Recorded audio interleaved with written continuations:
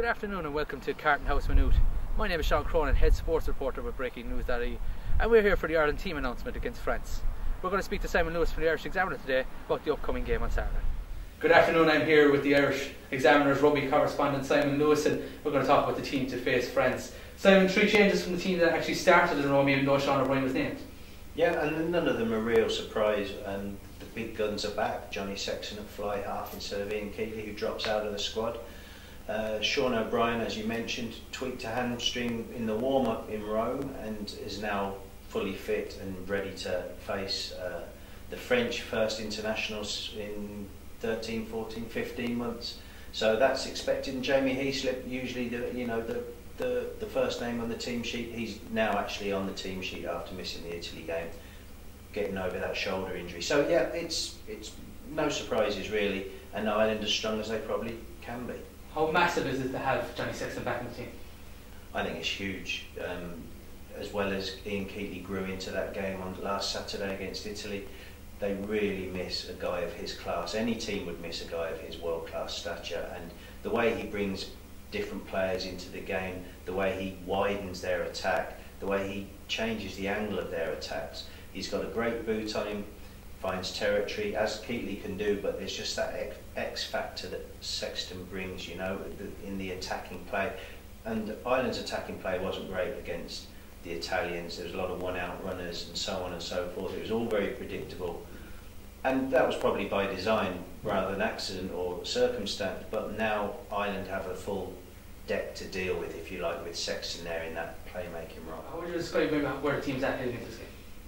I think they're in a good place. They got rid of the rust of not playing together for 3 or 4 months. They didn't exactly hit the ground running. Possibly of all the teams last time in round 1, only England really showed their true colours. I think there's an awful lot more to come from Ireland, and I think against the French will steal the minds. They've said themselves that the intensity in training ramped up. Johnny Sexton coming back to the training ground ramps up that intensity as well, just because of the nature of him as a personality. Famously cranky, of course, and very demanding of his teammates.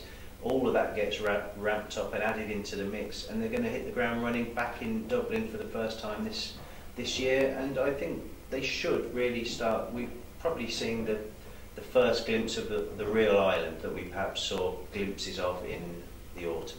How big of a factor is the Aviva Stadium? Under Joe Smith, our record there has been very good. I think only New Zealand have beaten us under Smith in the Aviva Stadium. Yeah, and Australia the week before. Yeah, obviously they're in a strong position. The Aviva is hugely important to them.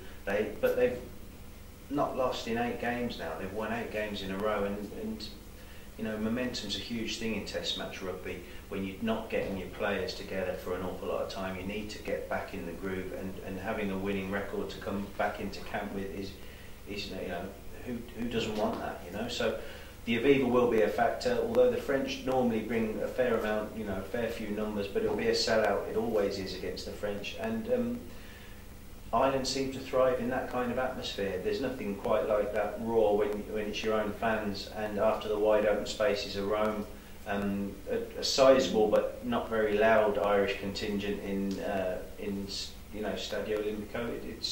It's going to be much more in the comfort zone for Ireland. Okay, Simon, one change in this French team. What do you make of their side into this game? I mean, they laboured, if you like, to a win against Scotland in their opening game. Stade de France, no tries, relied on the boot of Camille Lopez, kicking 5 penalties. You look at their lineup; it's really strong in terms of their back line. It's a really impressive back line. Any Test team would love to have the arsenal that they have in the centres. Bastereau and Fofana, excellent wings. Great half-back combination, Rory Cocker and Camille Lopez.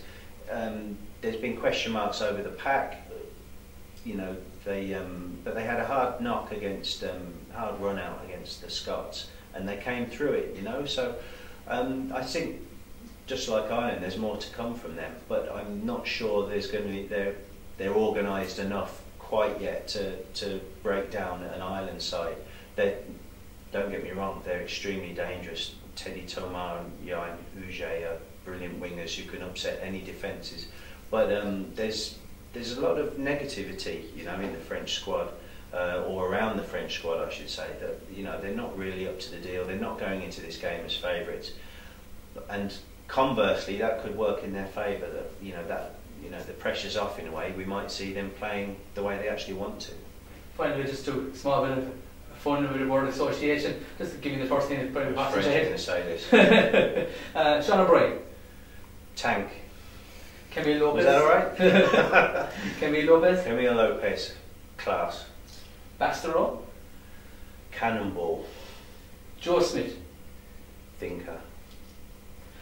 Thank you very much, Simon, and check out the Irish Examiner and breakingnews.ie online for all the coverage of the upcoming